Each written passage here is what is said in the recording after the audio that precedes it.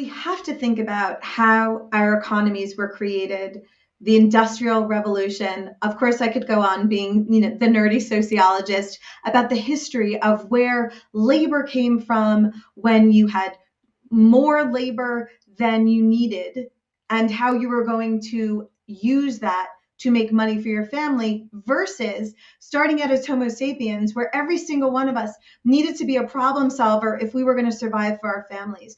We needed to think differently about what was in front of us because the place that we just left didn't have enough food, or the dwelling place that we were in became unsafe, or some other reason, or the weather became impossible for us to live in. When, as a species, we started out as people who were extraordinarily agile, we needed to pivot. We needed to think differently about what was in front of us if we were going to survive. And I think that all of that is absolutely positively still inside us, hard coded inside how we walk through the world. But over the years, we've had these social constructions and these social mores overlaid to think about our labor or what we're capable of as separate from who we are. And as such, we walked away from, or, not even consciously, but we moved away from thinking that we had everything within us that we needed.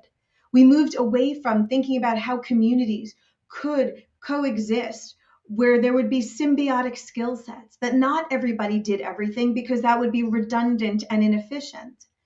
So if people can remember that our ancestry, who we are still very close to when it comes to evolution, were entrepreneurs, we're being agile, we're finding new ways of doing things, we're not staying in a place that made them feel unsafe or uncomfortable because it meant certain death. If we could translate that into our modern lives and say, where do you feel unsafe?